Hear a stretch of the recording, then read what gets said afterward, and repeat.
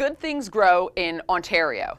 Once upon a time, it was a slogan and music jingle that evoked wholesome emotions that just about everyone across the province knew.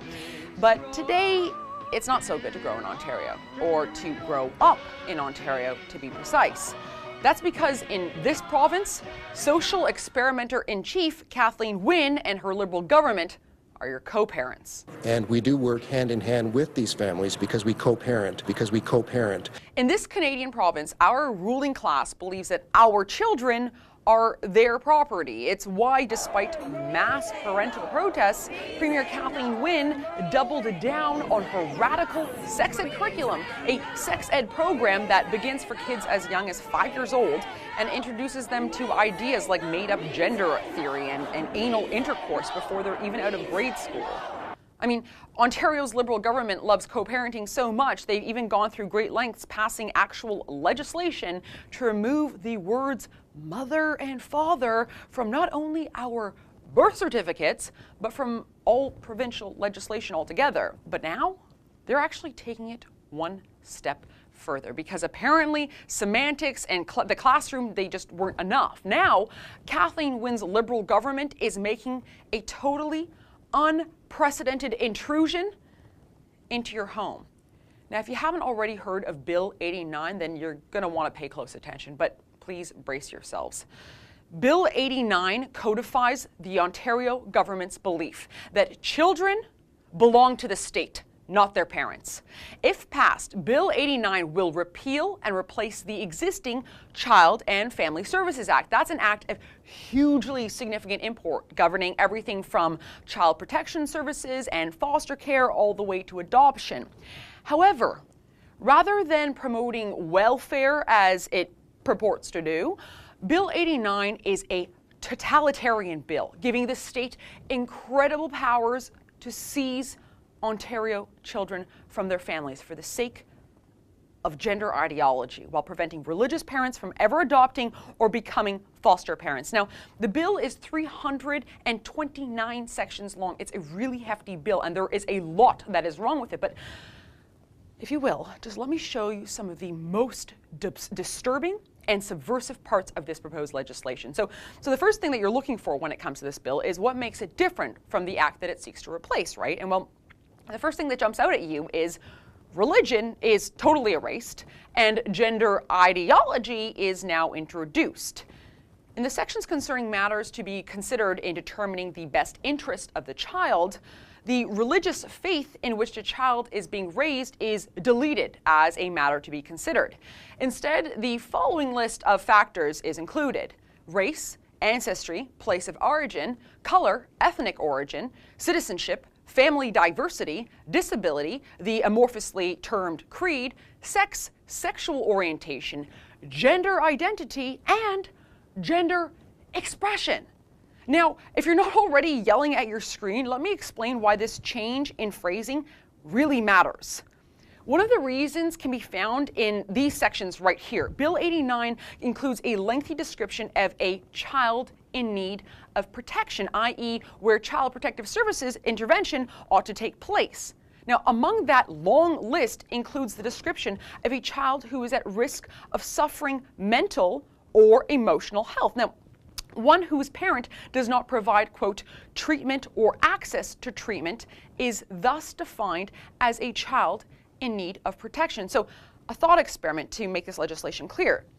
Little Tommy comes home from his third grade class in Ontario, where he's just learned about all the new and made-up genders du jour. He then says, "Hey, Mommy, I'm a girl now. I don't like my penis anymore. I want boobies and new pronouns."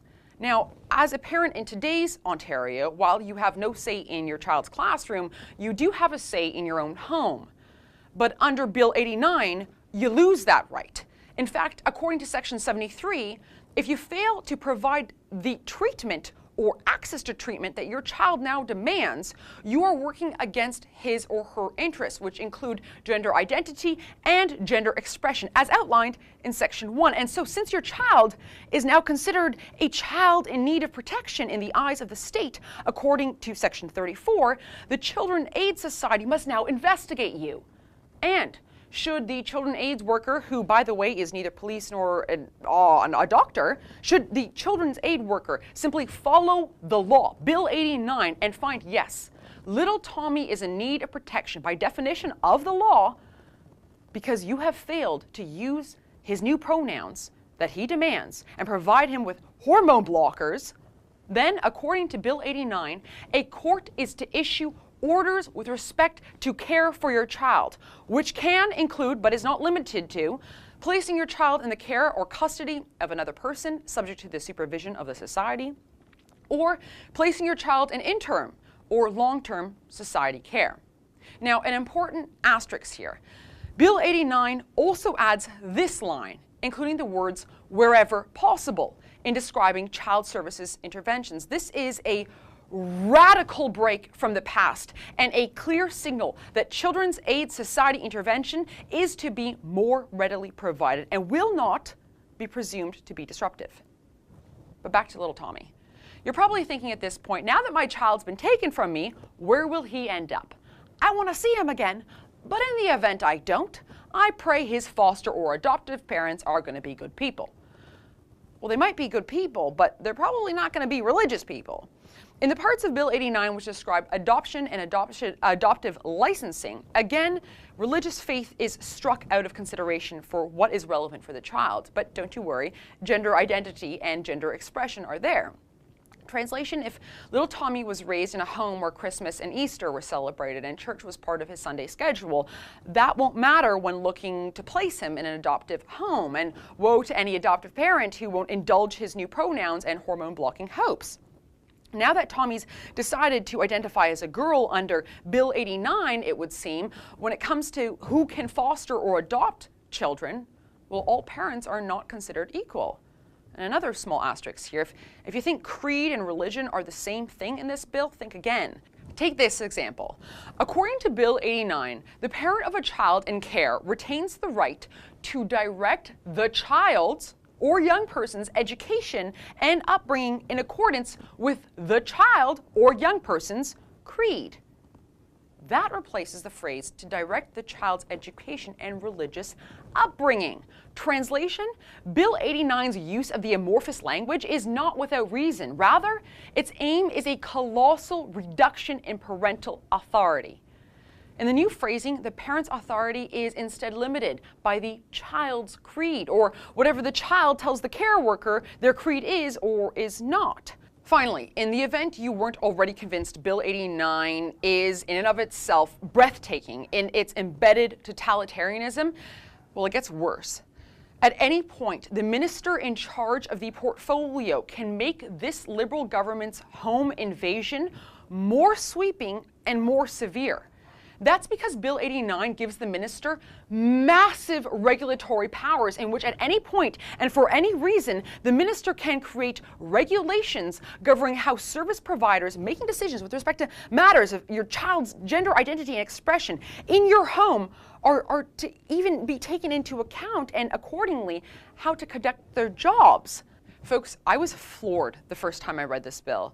Bill 89 is an unprecedented government intrusion into Ontario homes. It is an unprecedented government intrusion into decisions about how families wish to raise their children. It pushes gender identity onto Ontario children. It makes unscientific gender theory the law of our homes. It removes protective language surrounding a minor's religious faith, and it persecutes adoptive and foster parents of faith, and perhaps most disturbingly, it grants the state sweeping new powers to remove children from their parents' and guardians' custody. And yet, Bill 89 just passed its second reading in the Ontario legislature without a single dissenting vote. Even opposition parties, whose job it is to oppose government legislation, something I must have misunderstood, even they have consigned under this totalitarian bill that turns our province's children into pawns in Kathleen Wynne's political game. But just because not a single elected member of provincial parliament is going to stand up to Kathleen Wynne's legislative home invasion doesn't mean we the people have to remain hostage to things like party politics and sick social experiments. I've started a petition at leaveourkidsalone.ca. If you want to keep the government and unproven gender ideology out of your home, if you believe in parental rights over state rights, if you're ready to stand up to Ontario's Liberal government and tell them to back off and butt out of your relationship with your kids, go to leaveourkidsalone.ca and have your voice heard. For the Rebel.media, I'm Faith Goldie. If you agree with this petition, please be sure to send your friends and family to leaveourkidsalone.ca.